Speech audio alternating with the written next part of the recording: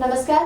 यशोगाथा कहाणी एक संघर्षमय प्रवासाची या आपल्या कार्यक्रमाच्या आजच्या एपिसोडमध्ये मी प्रियंका आपणा सर्वांचं मनपूर्वक स्वागत करते. आज आपल्यासोबत स्टुडिओमध्ये उपस्थित आहेत जळगावातील एक नामांकित नाव जे MD होमिओपॅथी आहे. पांढरे डाग या विषयावर ज्यांनी संपूर्ण आयुष्यभर काम केलेलं आहे आणि होमिओपॅथी मधला सर्वोच्च अवॉर्ड म्हणजेच ग्लोबल रिसर्च अवॉर्ड मिळवणारे पहिले भारतीय असे माननीय डॉक्टर महेंद्र काबरा सर. नमस्कार सर. नमस्कार. RK रेकॉर्डिंग स्टुडिओमध्ये आपलं मनपूर्वक स्वागत करते. धन्यवाद, खूप खूप धन्यवाद. आपण सुरुवात करूया सर आजच्या यशोगाथेला. आम्हाला आवडेल तुमच्याबद्दल अधिक जाणून घ्यायला. तर सुरुवात करूया सर तुमचा जन्म आणि बालपण. माझा जन्म आजोळी म्हणजे धुळ्याला झाला आहे आणि शिक्षण मात्र कासोदा तालुका एरंडोल ह्या आमच्या गावी माझं शिक्षण शालेय शिक्षण झालं आहे. हे तसं 25-30 हजार वस्तीचं आमचं गाव आहे आणि SSC पर्यंतचं शिक्षण माझं तिथं झालं आहे. सर त्यानंतर पुढचं शिक्षण कॉलेज लाईफ कशी? हो, 11वी 12वी तशी माझी धुळे आणि मुंबई येथे झाली आणि होमिओपॅथीचं जे म्हणजे वैद्यकीय शिक्षण आहे ते मी मुंबईच्या अत्यंत नामांकित असलेल्या मुंबई होमिओपॅथिक मेडिकल कॉलेजमधून पूर्ण केलं. सर तुमच्या परिवाराबद्दल थोडी माहिती. हो, माझे दोन्ही आजोबा स्वातंत्र्य सैनिक होते. आई वडील डॉक्टर होते. फक्त आई वडीलच नव्हे तर माझे काका आत्यासुद्धा डॉक्टर. तर असं हे तुरळक किंवा दुर्मिळ असलेलं आमचं डॉक्टर कुटुंब आहे. आणि पुढच्या पिढीमध्ये माझी पत्नी डॉक्टर सौ ममता यासुद्धा डॉक्टर आहेत. माझ्या दोन्ही मुली आय सर्जन आहेत. मुलगा डॉक्टर यशोवर्धन हा सुद्धा MBBS MD आणि KM MD केल्यानंतर त्यांनी रॉयल लंडन होमिओपॅथिक हॉस्पिटलमधून 4 वर्षाची फेलोशिप तो फायनल इयरला आहे. अशी माझी कौटुंबिक पार्श्वभूमी आहे आणि मला 4 नातीसुद्धा आहेत. तर असं माझं सगळं कुटुंब हे वैद्यकीय सेवेमध्ये सामावलेलं आहे. सर जसं घरात सांगितलं की सगळेच डॉक्टर होते तर साहजिक आहे की तुम्ही डॉक्टर की या क्षेत्राकडेच वळणार, पण त्यातही होमिओपॅथीच हा पर्यायच का निवडला? वस्तुस्थिती अशी आहे की वडील ॲलोपॅथीचे डॉक्टर आणि वडिलांच्या दवाखान्यात खूप पेशंट्स असायचे. तर पहिला प्रयत्न साहजिकच 12वी सायन्स नंतर होता की MBBSला ॲडमिशन मिळावी. परंतु ती सुदैवाने म्हणा की दुर्दैवाने म्हणा नाही मिळाली. पण आज तर तुमचं यश बघता आपण कदाचित सुदैवानेच म्हणूयात. हो, आणि मग होमिओपॅथीला ॲडमिशन मिळाली तर त्या वयात मला थोडी उदासीनता होती. पण जसजसं पुढच्या वर्षांमध्ये गेलो म्हणजे 3rd इयरला क्लिनिकल प्रॅक्टिस सुरू झाली होमिओपॅथीची आणि आमचे मुंबईचे सर म्हणजे आमचे शिक्षक प्राध्यापक प्रिन्सिपल हे खूप नामांकित होते. तर खूप असे जादुई रिझल्ट्स मला बघायला मिळाले होमिओपॅथीच्या उपचाराचे. पण तरी ओढा काही एकदम ॲलोपॅथीकडचा कमी होईना, कारण बालपणापासून वडिलांची ही अशी भरगच्च दवाखाना पेशंटचा फुल असलेली प्रॅक्टिस बघितली आणि होमिओपॅथी तसं साधं वाटतं. होमिओपॅथीच्या गोळ्या वगैरे, ॲलोपॅथीसारखं इंजेक्शन सलाईन नाही, सर्जरी नाही. तर ओढा काही एकदम कमी झाला नव्हता. परंतु रिझल्ट जसजसे आणखीन मिळत गेले म्हणजे कॅन्सरच्या गाठीसुद्धा बऱ्या झालेल्या आम्ही आमच्या कॉलेजच्या हॉस्पिटलमध्ये बघितल्या आणि आमच्याही प्रॅक्टिसमध्ये बघितल्या. परंतु होमिओपॅथीतली ही अशी सगळी यशोगाथा जेव्हा सतत घडत गेली आणि मग मात्र ॲलोपॅथीविषयीचं आकर्षण कमी होऊन आणि होमिओपॅथीवर जास्तीत जास्त फोकस आमचा आणि त्यासाठी शिक्षक आमचे मित्र जसं एक डॉक्टर राजकोटी आहेत आणि आमचे कुटुंबीय ज्येष्ठ मंडळी या सगळ्यांच्या प्रोत्साहनामुळे होमिओपॅथीकडे मग मी जास्त लक्ष द्यायला लागलो. आणि ज्येष्ठांचं असं म्हणणं असायचं की ॲलोपॅथी जरी तात्काळ गुण देणारी असली तरीसुद्धा समूळ नष्ट आणि ते पण सुरक्षितरित्या जर पेशंटला बरं करायचं असेल तर होमिओपॅथीसारखा चांगला पर्याय नाही. आणि मग पुढं अशी वेळ आली की 5-6 वर्षातच ॲलोपॅथी वडिलांची संपूर्ण बंद करून आणि प्युअर होमिओपॅथीचं क्लिनिक गाव सोडून आणि जळगावला आम्ही सुरू केलं. सर, होमिओपॅथीमध्ये काम करत असताना असा एखादी किचकट अनुभव किंवा डिफिकल्ट किस्सा म्हणूया आपण की ज्यावर तुम्ही यशस्वीपणे मात केली? मला एक अत्यंत सिनेमात शोभावा असा प्रसंग आठवतो की पांढरे डाग असलेला एक पेशंट, पांढरे डाग असलेला, आणि ॲलोपॅथीच्या उपचाराने तो काही बरा झाला नाही आणि त्याच्या कानावर आमची ख्याती गेली होती की कुठेही न बरे होणारे आजार यांच्याकडे बरे होतात. मग त्याला आम्ही ट्रीटमेंट दिली, आश्वासन दिलं की पाहिजे तर वेळ लागू शकतो, तू संयम ठेव आणि अभ्यास करून, अगदी आमची ही नेहमीची सवय आहे की कठीण केसेसमध्ये पॅनल डिस्कशन करायचं, सरांचं मार्गदर्शन घ्यायचं, सिनियरशी बोलायचं. तर अशा पद्धतीने अभ्यास, पूर्ण उपचार त्याला दिला आणि हा पहिला पांढऱ्या डागाचा म्हणजे कोडाचा पेशंट आम्ही, पहिलाच पेशंट आला आणि तो बरा केला. याच्यामध्ये नाट्यमय असं आहे की ह्या पेशंटचं लग्न मोडलेलं होतं डागांमुळे आणि नवरदेव आदल्या दिवशी रात्री, दुसऱ्या दिवशी लग्न आहे आणि हा गाव सोडून निघून गेला. अशा पद्धतीचं, कारण त्याला टेन्शन होतं की हे पांढरे डाग हळद लागेल त्यावेळी पांढरे डाग दिसतील आणि मग लग्न मोडेल. आणि मग हा गाव सोडून निघून गेला. नवरदेवाची शोधाशोध होते आहे, मुलीकडचे आलेले आहेत.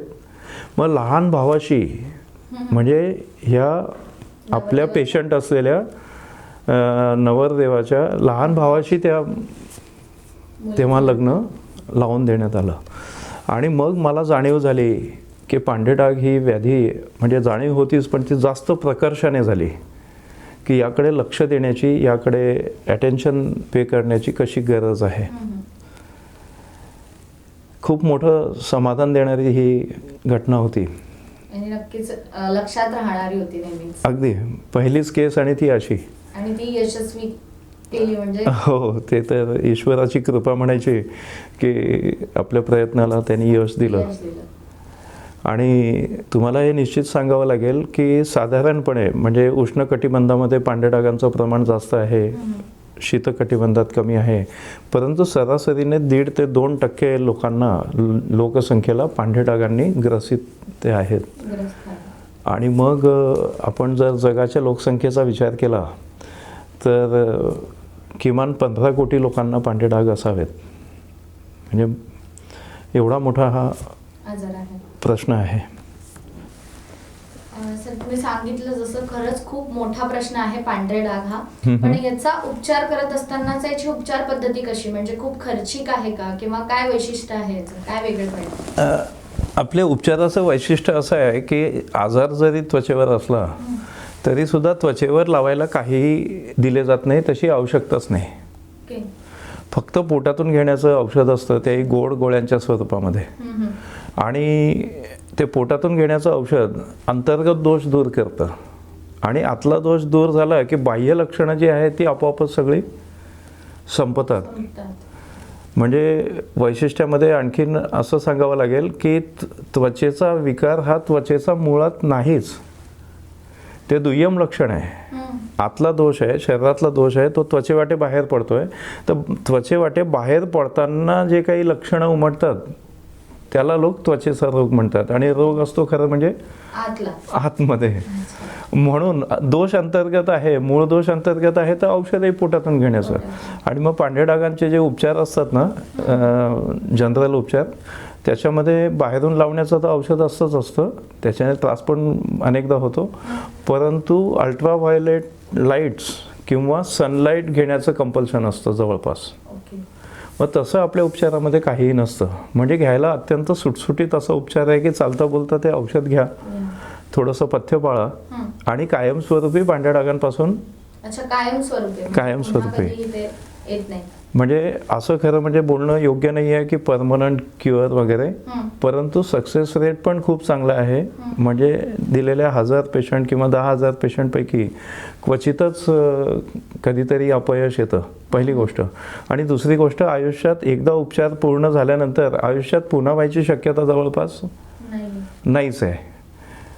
आणि आम्ही खरं म्हणजे पेशंटच्या या सगळ्या त्याच्यावर जे संकट कोसळलेलं असतं किंबहुना सगळं कुटुंब त्याचं संकटात म्हणजे चिंतेत असतं, तर आयुष्यात पुन्हा झालं तर फीसुद्धा घेणार नाही असं लेखी वचन पेशंट्सला देत असतो. आणि त्यामुळे मग त्यांना एक सुखाची झोप, म्हणजे याच्यापेक्षा जास्त शाश्वती काय.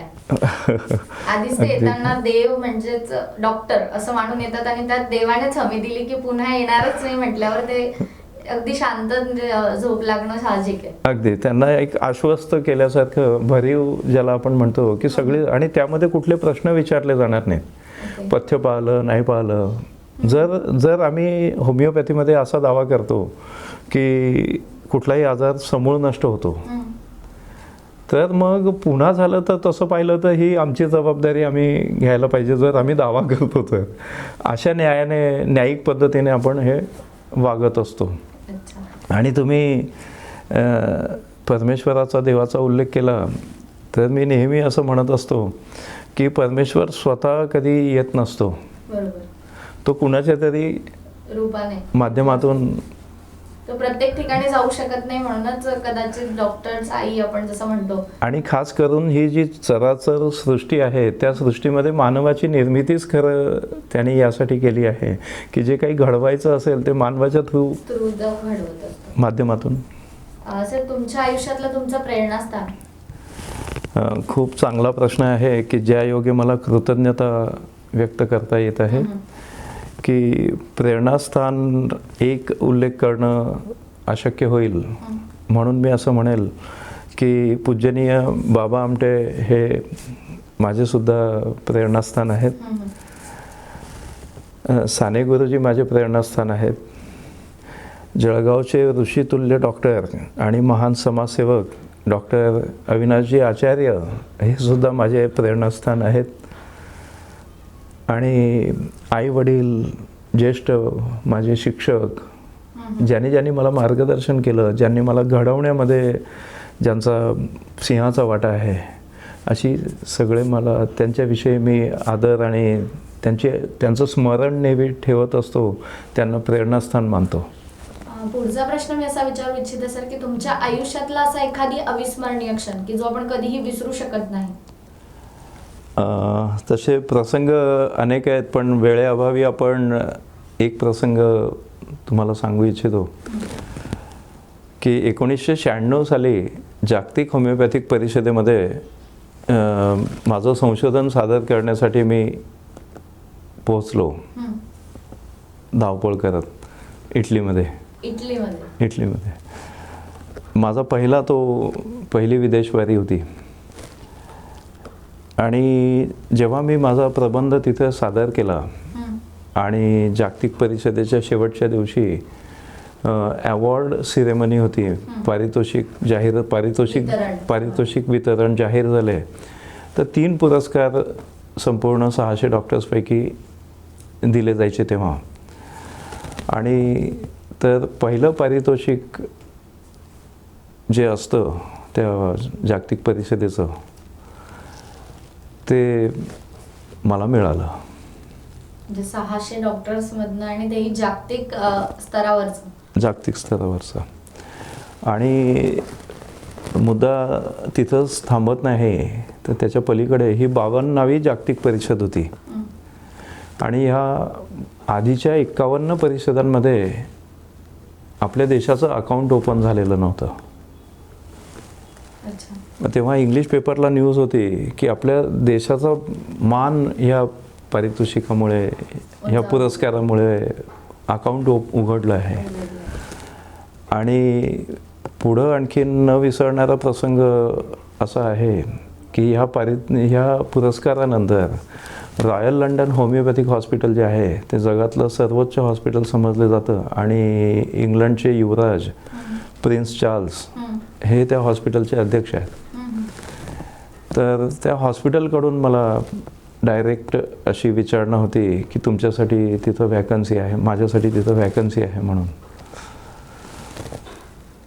आणि मग मी नकार दिला त्यांना नम्रतेने. त्याने मला विचारलं की असे खूप डॉक्टर्स आमच्या इथं जॉईन व्हायला उत्सुक असतात, तर तुम्ही का नकार देता?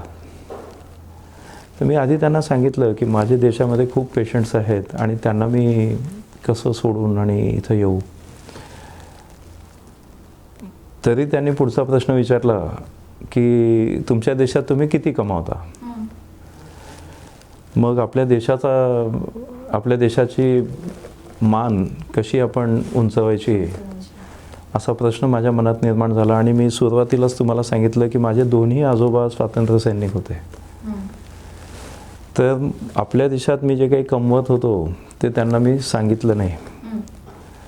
मी त्यांना एवढं सांगितलं की माझी पत्नी खर्च करू शकणार नाही इतका पैसा मी माझ्या देशात कमवतो, म्हणून मी माझा देश सोडून येऊ इच्छित नाही.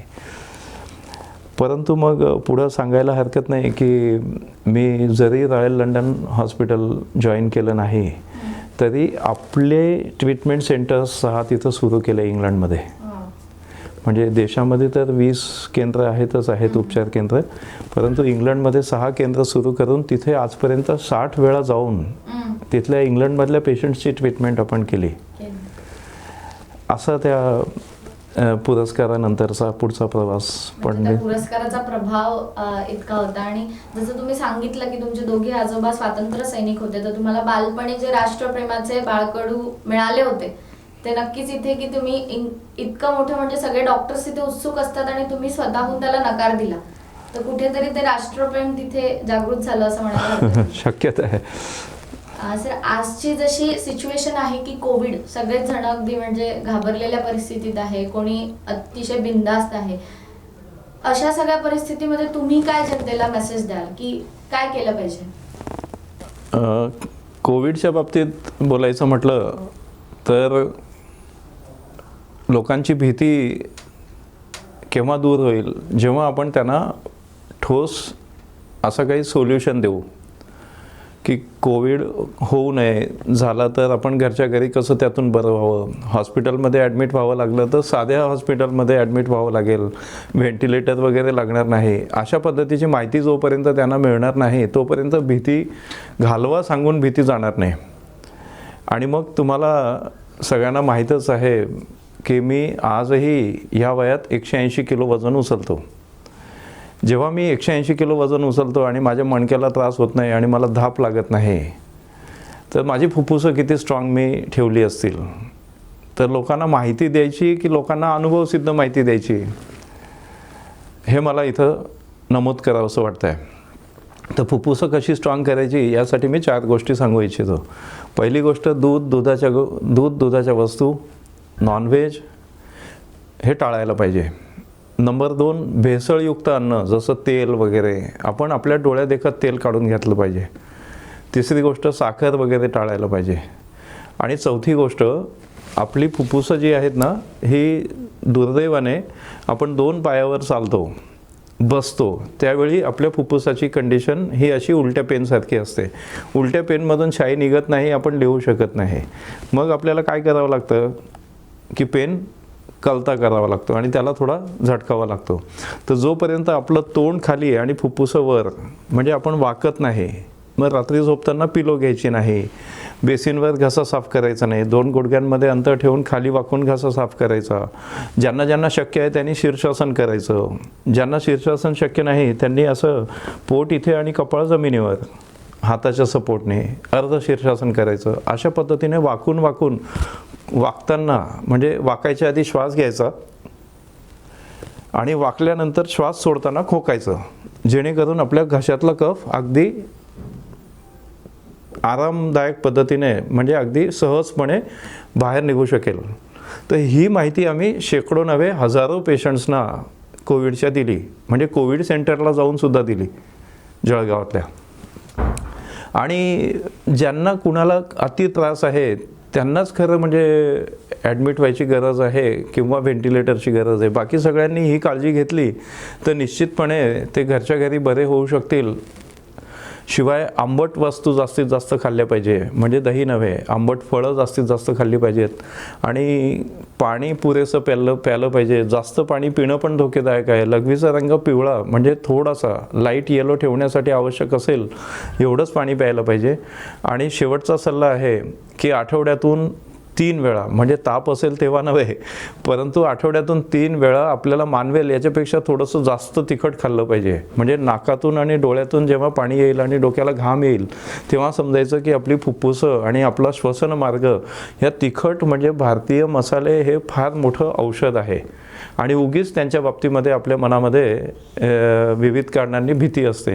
अशा पद्धतीने जर आपला जीवनक्रम ठेवला आणि श्वास नियमितपणे पूर्ण घेतला पाहिजे. श्वास कसा घ्यायचा हे मी 3 शब्दामध्ये सगळ्या जगाला सांगू इच्छितो की श्वास भरपूर भरून घ्यायचा आहे, म्हणजे फुल भरा, फुल रोखा, रोखून ठेवा, भरत चला, रोखत चला. आणि जेव्हा अशक्य होईल जास्तीत जास्त वेळ रोखा आणि जेव्हा अशक्य होईल तेव्हा सोडा. फुल भरा, फुल रोखा आणि अशक्य होईल तेव्हा सोडा. अशा पद्धतीने श्वास कोविड व्हायच्या आधी घेतला आणि कोविड असताना सुद्धा भीती न ठेवता अशा पद्धतीने भरा, रोखा आणि सोडा. अशा पद्धतीने श्वास घेतला तर ऑक्सिजन लेवल, आपण जे काही पल्स ऑक्सिमीटरने ऑक्सिजन आजकाल मोजतो, तर अशा पद्धतीने श्वास घेतल्यानंतर निश्चितपणे ऑक्सिजन 99-100च्या लेवलला गेलाच पाहिजे. एक गोष्ट फार महत्त्वाची मला वेळ मिळाला तर सांगायची आहे की पल्स ऑक्सिमीटर लेटेस्ट जे आहे त्याच्यामध्ये 4 रीडिंग्ज असतात. 2 रीडिंग आपल्याला सगळ्यांना माहीत आहेत, परंतु तिसरं जे रीडिंग आहे ते PI म्हणजे परफ्युजन इंडेक्स. हे परफ्युजन इंडेक्स फार महत्त्वाचं आहे. ज्या कुणाचं परफ्युजन इंडेक्स हे 10 आणि 15च्या वर असेल अशा सगळ्यांना कोविडची भीती ठेवण्याचं कारणच नाही. आणि ज्यांचं नसेल त्यांना हळद पावडर घेऊन ती पुन्हा काढायची वगैरे अशा पद्धतीचे सल्ले देऊन आणि फुफ्फुसं अत्यंत सक्षम करून आपण कोविडला निश्चितपणे तोंड देऊ शकतो. सर, पुढचा प्रश्न मी विचारू इच्छिते की तुमच्या छंदांबद्दल, तुम्हाला काय छंद आहे किंवा काय आवड आहे? एका शब्दात सांगू की थोडं विस्तृत सांगू? थोडं विस्तृत सांगितलं तर छान वाटेल. दोन्ही सांगतो. एका शब्दात सांगायचं असेल तर पर्यावरण हा एकमेव छंद मला आहे. आणि मग पर्यावरण कसं सांभाळायचं ते अनुषंगाने पुढे आलं. तर हे 4 सूत्रांमध्ये 4 पॉईंट्समध्ये आपण हे सांगू शकतो. पर्यावरण सांभाळण्यासाठी आपल्याला 4 कामं केली पाहिजेत आणि जे मी स्वतः करतो ते माझे छंद आहेत. छंद म्हणा की जीवन लक्ष्य म्हणा की मिशन म्हणा. सगळ्यात पहिलं कार्य हे केलं पाहिजे की आपण फळं जास्तीत जास्त खाल्ली पाहिजेत. फळं खायचीत म्हणजे फळझाडं लावली पाहिजेत. फळझाडं लावायचीत म्हणजे फळांचे बी जपून ठेवायला पाहिजेत. डायरेक्ट बियांपासून आपण फळझाडं निर्माण केले पाहिजेत. मग ते 1 वर्षात येणारी पपई, केळी, ऊस असो की बहुवार्षिक असो, फळझाडं भरपूर लावून घ्यायला पाहिजे. हा नंबर 1चा मुद्दा पर्यावरणासाठी. कारण आपण फळं शिजवून खात नाही, फळांचे बी आपण खात नाही, म्हणजे पुढची पिढी शाबूत राहते. आणि फळझाडं जी आहेत ती घेतात कमी, देतातच जास्त. या उलट वरण भात भाजी पोळी जे आहे ते दर 4 महिन्याला आपल्याला त्याला खूप पर्यावरणाची हानी होते. तर पहिली गोष्ट फळझाडं खूप लावा, फळं खा. दुसरी गोष्ट, आमचे पणजोबा म्हणायचे की खाऊन माझा पण फेकून माजू नका, वाया घालू नका. तर हे जे आपलं इंधन आहे, मग ती वीज असो, पेट्रोलियमचे पेट्रोलजन्य पदार्थ असो, पाणी असो, हे खूप काटकसरीने वापरा. नंबर 3, कष्टाच्या कामालाच व्यायाम समजा. त्याला विधायक व्यायाम म्हणतात. म्हणजे तुम्ही गाडीच्या ऐवजी म्हणजे वाहनाच्या ऐवजी सायकल वापरली, बँकेला जाताना, बँकेत जाताना, कलेक्टर ऑफिसला जाताना, महापालिकेला जाताना, कुठे पण लग्न कार्याला, समारंभाला जाताना, आपण जर गाडीच्या ऐवजी वाहनाच्या ऐवजी सायकल वापरली तर त्याच्यासारखं चांगलं पुण्य नाही. आणि चौथा मुद्दा की आपण कृत्रिम रसायनांचा वापर जेवढा कमी करू तेवढी कोविडसारखी संकटं कमी येतील. सगळ्या प्रकारची जेवढी आपण कृत्रिम रसायनं वापरतो ही कटाक्षाने कशी कमी करता येतील हे आपण बघितलं पाहिजे. आणि म्हणूनच मी पांढऱ्या कपड्यांचा वापर जास्तीत जास्त करत असतो. माझं नाव दिलीप विठ्ठल कोल्हे. मला सोरायसिस झालता. मी अनेक दवाखान्यामध्ये इलाज केला. माझा काही तो इलाज झाला नाही. मग माझी आशा संपली होती. परंतु माझा एक मित्र म्हणा नाही तर फरिश्ता म्हणा तो मला भेटला. त्यांनी मला सांगितलं की बा डॉक्टर महेंद्र काबराकडं चल तू, मी तिथं तुझी ट्रीटमेंट करून घेतो, तुला 100% फरक पडेल. परंतु माझी काही इच्छाच नव्हती. परंतु त्याच्या शब्दाला मान देऊन मी दवाखान्यामध्ये आलो. आल्यानंतर माझा इलाज डॉक्टर साहेबांनी सुरू केला. परंतु मला फार लवकर फायदा झाला. मला हा आजार 2006पासून होता तर 2013पर्यंत आजार होता. आणि इथं इलाज केल्यानंतर मला 100% फरक पडला.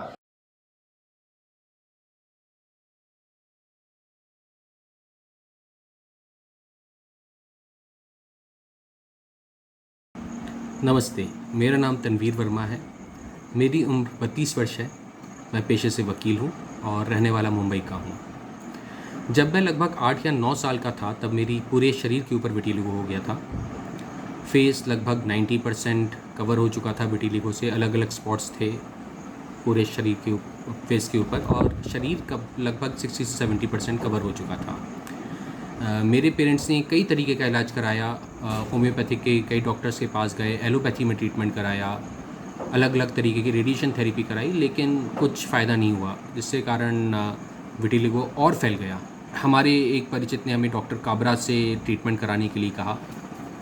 उनका ट्रीटमेंट कराने में जब पहली बार मिले डॉक्टर काबरा से तब उन्होंने बताया कि कैसे विटिलिगो बॉडी में होता क्यों है और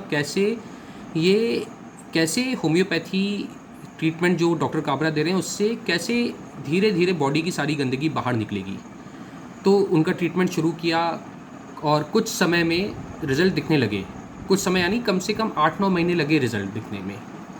और धीरे धीरे 3 से 4 साल के बीच में मेरा पूरा विटिलिगो ठीक हो गया.